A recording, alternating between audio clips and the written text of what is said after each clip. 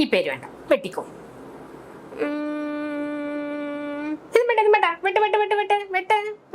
വെട്ടിക്കളാ അങ്ങോട്ട്. അങ്ങനെ ഇപ്പൊ ഒരുത്തനെ നിന്ന് ജയിക്കേണ്ട കാര്യമില്ല ഇവിടെ.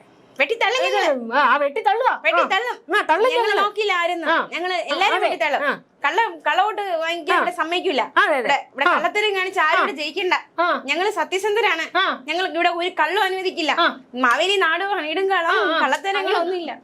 മാവേലിയല്ലോ, പിണറായി നാടുവാണിടുങ്കാലം ബാഹുമേടി മനുഷ്യരെല്ലാരും ഒന്നുപോലെ, കള്ളമേ ഉള്ളൂ ചതിയേ ഉള്ളൂ, സ്ഥാനാർത്ഥി പേരെല്ലാം വെട്ടിക്കൂട്ടും. മുട്ടടയിൽ വൈഷ്ണ അങ്ങനെ നിക്കണ്ട, ഞങ്ങളുടെ ആൾക്കാർക്ക് സീറ്റ് വേണം, ഞങ്ങള് പറയുന്നോർ ജയിച്ചാൽ മതി, കള്ളമേ ഉള്ളൂ ജാതിയുമുള്ളൂ. അതെ അതെ, അതുകൊണ്ടാ ഹൈക്കോടതി കഴിഞ്ഞ ദിവസം ഓടിച്ചു വിട്ടത്. അത് പിന്നെ 24 വയസ്സുള്ള 24 വയസ്സുള്ള ആ കുട്ടിയെ അങ്ങ് നിർത്തിയാ പോരെ, എന്തിനാടോ ഊച്ചാളിത്തരം? പ്രായം കൊണ്ട് മാത്രമാണ് കോടതി എങ്ങനെ പറഞ്ഞത്, ഇല്ലെങ്കിൽ കോടതി തൂക്കി എറിഞ്ഞേനെ. പ്രായം കൊണ്ട് നാക്കിന്റെ നീളം കൊണ്ട് മെരുതുറണം അവിടെ ഉണ്ടല്ലോ നിങ്ങളുടെ. ആര്യ രാജേന്ദ്രനാണ് പേര് വെട്ടാൻ മുന്നിൽ നിന്നത് എന്നൊരു കരകമ്പി അസൂയക്കാര് പറഞ്ഞുണ്ടാക്കുന്നത്. നിങ്ങൾ ഇത് കേൾക്കണം. തിരുവനന്തപുരത്തെ മാനവരെ കേൾക്കൂ. തിരുവനന്തപുരത്തെ മുട്ടടയിൽ നിന്ന് വൈഷ്ണയുടെ പേര് സ്ഥാനാർത്ഥി പട്ടികയിൽ നിന്ന് വെട്ടാൻ അങ്ങ് തിളച്ചു നിൽക്കുമായിരുന്നു CPM-കാർക്ക്. പിന്നെ കള്ളത്തരം കാണിച്ചാൽ ഞങ്ങൾ വിടുവോ? അപ്പൊ ഹൈക്കോടതി വെറുതെ കള്ളത്തരത്തിന് കൂട്ടുനിന്നു? ഹൈക്കോടതി കള്ളത്തരത്തിന് കൂട്ടുനിന്നു എന്നാണോ നിങ്ങൾ പറയുന്നത്? അങ്ങനെയില്ല, കൊച്ചിന്റെ പ്രായമാണ്.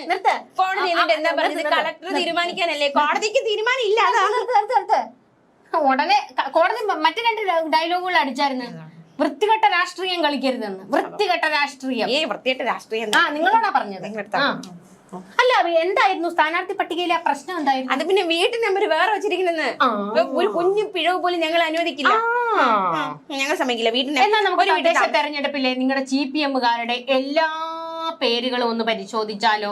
സീന്ന് നേരെ പറ. ഞങ്ങൾ CPM എന്ന് പറയില്ല കേട്ടല്ലോ. ചീഫ് പരിപാടിയല്ലേ നിങ്ങളുടെ കയ്യിലിരിക്കുന്നത്? ഞങ്ങളുടെ ചീഫ് ഇടതുപക്ഷത്തിന്റെ സ്ത്രീ കക്ഷം നിങ്ങൾ കണ്ടില്ലായിരുന്നു? മുട്ടടയിലെ 24 വയസ്സുള്ള ഒരു പെൺകുട്ടി അങ്ങനെ ഇപ്പൊ മത്സരിക്കാൻ നിൽക്കേണ്ടത്. ഞങ്ങൾക്ക് ഒരു ചീപ്പേ അറിയാവൂ, തലയിൽ കോതുന്ന. അതെ അതെ അതെ, നാട്ടുകാർക്ക് CPM എന്ന് പറയുമ്പോഴത്തേക്കേ മനസ്സിലാകും എന്താ കാര്യം. സുഹൃത്തുക്കളെ, എന്നിട്ട് നിങ്ങൾ മനസ്സിലാക്കണം, ആ പെൺകുട്ടി മത്സരിക്കാതിരിക്കാൻ വേണ്ടിട്ട് എന്തെല്ലാം ഊച്ചാളിത്തരങ്ങളാടോ. ഇനിയിപ്പൊ ആ കുട്ടിയെ ജയിക്കൂ എന്നായിട്ടുണ്ട്. ഞങ്ങൾ എന്ത് ചെയ്തു?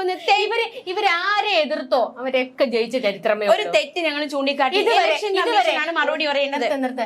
ഇതുവരെ ആ കുട്ടി ജയിക്കുമെന്ന് ഒരു ഉറപ്പും UDF-ന് പോലും ഇല്ലായിരുന്നു. പക്ഷേ ഇനിയിപ്പോ വെറുതെ സ്വതന്ത്ര സ്ഥാനാർത്ഥിയായിട്ട് കൊണ്ട് നിർത്തിയാലും ചെയ്യും. പിന്നെ 2 ഫെയിം കിട്ടിയ പിന്നെ ഞങ്ങൾ പെട്ടെന്ന് ജയിച്ചു പോവുകയാണ്. ഇവിടെ നാട്ടുകാരെ അറിയണം, വികസനം വേണം, വികസന പ്രവർത്തനം വേണം. ഞങ്ങളുടെ വികസനത്തിന് മുന്നിൽ ഇവിടെ ഒരു പ്രായവും ഒരു ഫെയിമും ഒന്നുമല്ല. അപ്പൊ പിന്നെ നിങ്ങൾ PR വർക്ക് നടത്തുന്നോ ചില പേരുകൾ അങ്ങ് പൊക്കി കാണിക്കാൻ? ഞങ്ങള് വികസനം, വികസനമാണ് ഞങ്ങളുടെ മുഖമുദ്ര, അതാണ് ഞങ്ങളുടെ PR. നിങ്ങളുടെ മുഖമുദ്ര മുഖമുദ്ര അവിടെ ഇല്ല, ഇവിടെ ഇല്ല. അല്ല, നിങ്ങളുടെ മുഖമുദ്ര അവിടെ നോക്കിയാൽ മതി. സുഹൃത്തുക്കളെ, അപ്പൊ നമുക്ക് കാര്യത്തിലേക്ക് വരാം. ഹൈക്കോടതി എടുത്തിട്ട് കുടഞ്ഞങ്ങ് വിട്ടു. ഹൈക്കോടതി പറയുകയാണ്, മര്യാദയ്ക്ക് ആ പെൺകുട്ടിയുടെ പേര് വോട്ടർ ലിസ്റ്റിൽ ചേർത്തോണമെന്ന്. മറ്റേ വാർഡിൽ ഇത് വീട്ടു നമ്പർ തെറ്റിയോ എന്തോ? വീടെന്തോ തെറ്റിപ്പോയി. അല്ല, വീട് നമ്പർ എന്തോ തെറ്റി എഴുതിയിരിക്കുന്നു. ഞങ്ങള് കള്ളത്തിന് കയ്യോടെ അല്ലാതെ ചത്തവരാരും എഴുന്നേറ്റ് വന്ന് വോട്ട് ചെയ്ത കാര്യമൊന്നും അല്ലല്ലോ. അതും എന്തോ കണ്ണൂരിൽ ആരായിരുന്നു ചത്ത പലരും വന്ന് വോട്ട് ചെയ്തിട്ട് പോയത്? അത് ഉന്നമ്മോ SIR വന്നപ്പോ എന്തൊക്കെയാണ് കാണുന്നത്.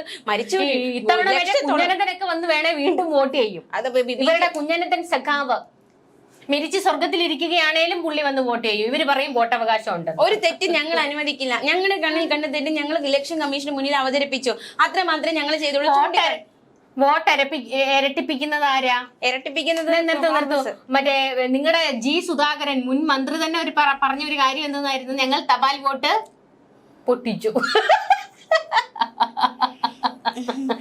ഇതിനൊക്കെ ഇവിടുത്തെ നാട്ടുകാർ കേസ് കൊടുക്കാൻ പോയാൽ നിങ്ങളുടെ ഒരു നേതാക്കൾക്ക് മത്സരിക്കാൻ പറ്റൂല, അറിയാമോ?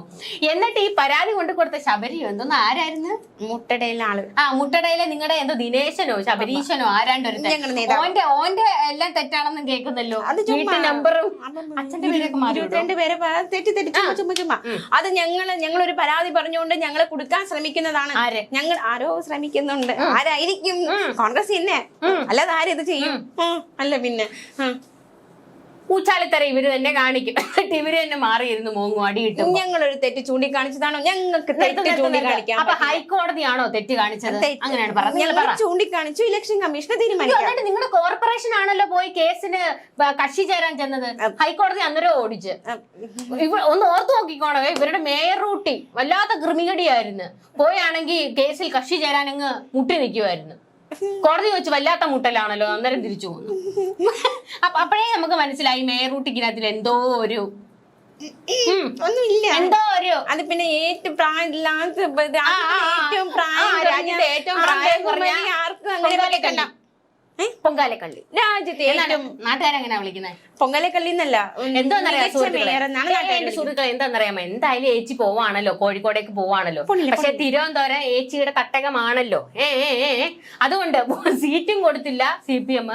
അതുകൊണ്ട് തന്റെ ശിങ്കിടികളൊക്കെ തന്നെ തദ്ദേശത്തിൽ കയറി അങ്ങ് ജയിക്കട്ടെ എന്ന് കരുതിയതായിരിക്കും അല്ലേ കേട്ടോ? അങ്ങനെയാണോ കേട്ടോ? ഞങ്ങൾ തെറ്റ് ചൂണ്ടിക്കാട്ടും. തെറ്റ് എവിടെയൊക്കെ ഉണ്ടാലും ഞങ്ങൾ ചൂണ്ടിക്കാട്ടും. അഴിമതി എവിടെയൊക്കെ ഉണ്ടാലും ഞങ്ങൾ ചൂണ്ടിക്കാട്ടും. അതൊക്കെ ഞങ്ങൾ തിരിച്ചടിയായി മാറും. ഇഷ്ടംപോലെ തിരിച്ചടികളുണ്ട്. ഇന്ന് ശബരിമലയിൽ നിന്ന് തിരിച്ചടി കിട്ടിയത് അറിഞ്ഞായിരുന്നോ മാനവരെ? തിരക്ക് നിയന്ത്രിക്കാൻ കഴിയുന്നില്ല. അത് പിന്നെ ജയകുമാർ നോക്കണം ഇങ്ങോട്ട്. പിന്നെ അയ്യോ നമുക്കറിയാം ജയകുമാറിന്റെ തലയിലോട്ട് ഇത് വെക്കുമെന്ന്. പിന്നെ നിർത്ത്. ജയകുമാർ എന്നായിരുന്നു അധികാരം ഏറ്റെടുത്തത്? ദേവസ്വം പ്രസിഡന്റ് ആയിട്ട് 2 ആഴ്ച തികഞ്ഞായിരുന്നോ? ഇതുവരെ PS പ്രശാന്ത് തന്നെയല്ലേ അവിടെ പ്രസിഡന്റ് ആയിട്ടിരുന്നത്?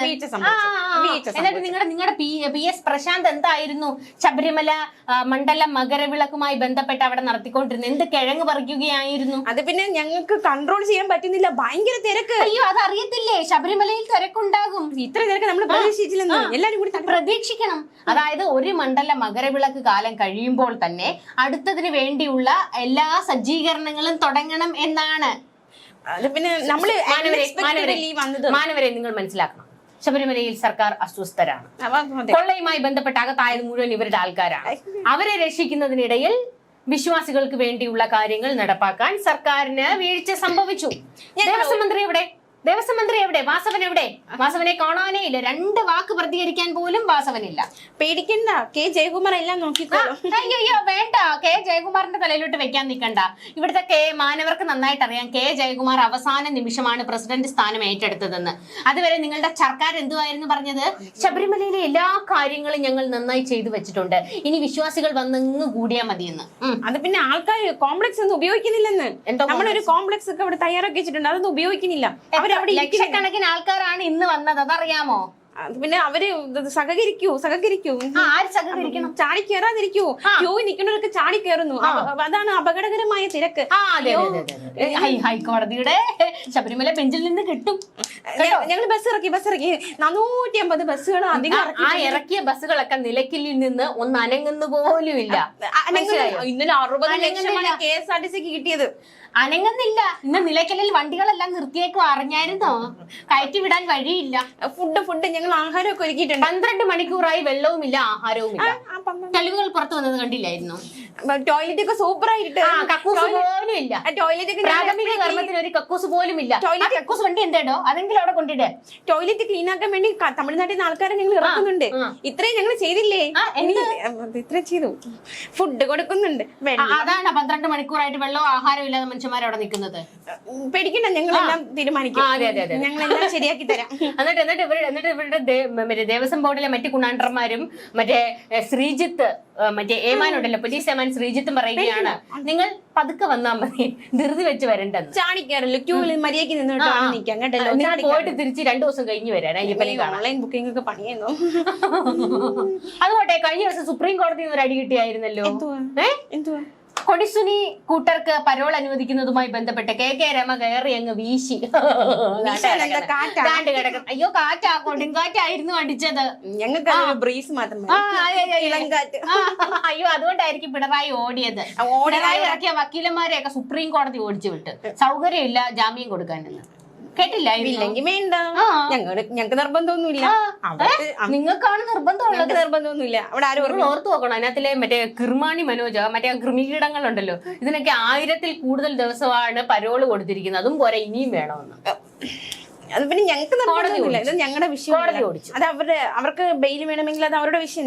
കശുവണ്ടി ഫാക്ടറിയിൽ നടന്ന അഴിമതിയുടെ ഒരു വിവരം കഴിഞ്ഞ ദിവസം ഹൈക്കോടതി വിളിച്ചു പുറത്തിട്ടായിരുന്നില്ല. ഇതൊക്കെ കണ്ടത് ശരിയാണല്ലോ.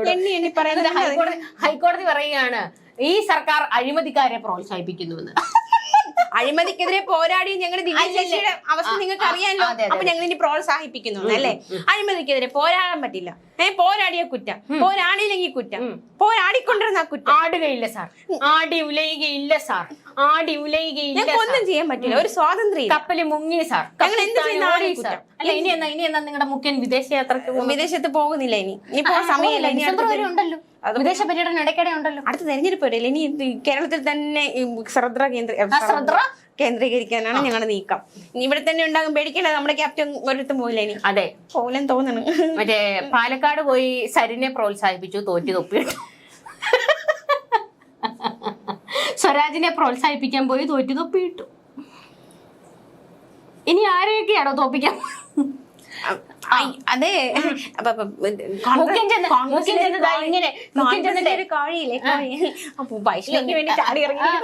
നിങ്ങളൊരു കാര്യം മനസ്സിലാക്കണം. ഇവരുടെ മുഖ്യം ചെന്നിട്ട് ഏതെങ്കിലും സ്ഥാനാർത്ഥിയുടെ കൈ പിടിച്ചത് അതിങ്ങനെ പൊക്കിയാൽ മതി.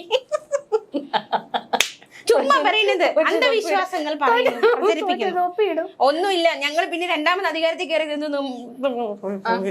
ആണോ ആണോ ആണോ അല്ലല്ലോ.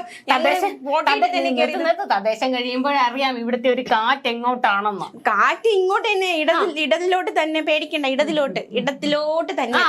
അതിനിവിടെ ആർക്കും സംശയം വേണ്ട. കൊടുങ്കാറ്റായിരിക്കും ഇടതിലോട്ട്. ശബരിമലയിൽ SIT പോയായിരുന്നു കേട്ടോ. അന്വേഷണം നടത്തുന്നുണ്ടായിരുന്നു കേട്ടോ. പേടിയില്ല, കള്ളപ്പണമൊന്നും അവിടെ ഒഴിയില്ല. മടിയിൽ കനമില്ല, കൈകൾ ശുദ്ധമാണ്. ഞങ്ങളുടെ കൈകൾ ശുദ്ധമാണ്. ഞങ്ങൾക്ക് പേടിക്കേണ്ട യാതൊരു ആവശ്യമില്ല. ഞങ്ങൾ എന്തിനു പേടിക്കണം?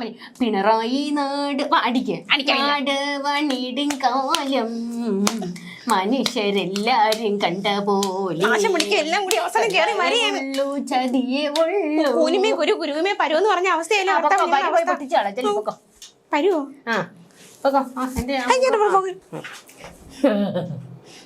ഒലിക്കിടമുണ്ട്.